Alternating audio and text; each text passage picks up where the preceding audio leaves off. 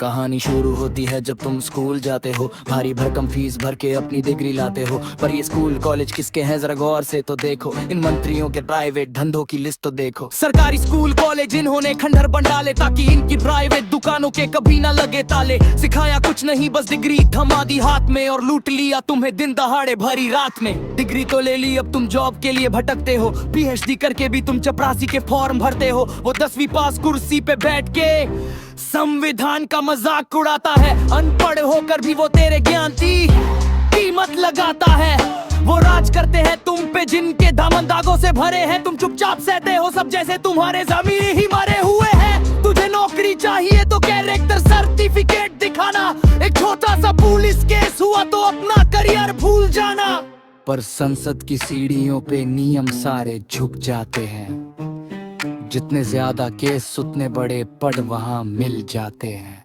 बिना केस वाला नेता ढूंढना जैसे रेगिस्तान में पानी, ये लोकतंत्र की नहीं ये लुटेरों की है असली कहानी। आम आदमी पे लाठी और अपराधियों पे फूलों की बारिश। तुम सोते रहो यही तो उनकी साजिश है, बलात्कार को बस आंकड़ा बनाकर फाइल में दबा देते। संसद में बैठे लोग मुद्दों को मजहब से लड़ा देते।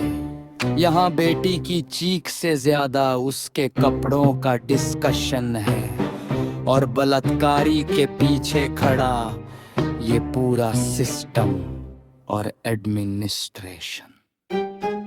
स्कैम पे स्कैम, भ्रष्टाचार का ये गहरा समंदर है। बाहर से सफेद कुर्ता है पर काला साया अंदर है। सरकारी हॉस्पिटल जाओ तो आत्मा काम जाती है, वहाँ दवा से पहले मौत दरवाजे पे आती है। ना बेड है ना डॉक्टर ना साफ कोई कोना है, गरीब के नसीब में बस घुट घुट कर रोते हुए मरना है। अब थक हार कर देश छोड़ के जाना तुम्हारा ड्रीम है, वीजा की लाइन में लगना ही तुम्हारी आखिरी स्कीम है।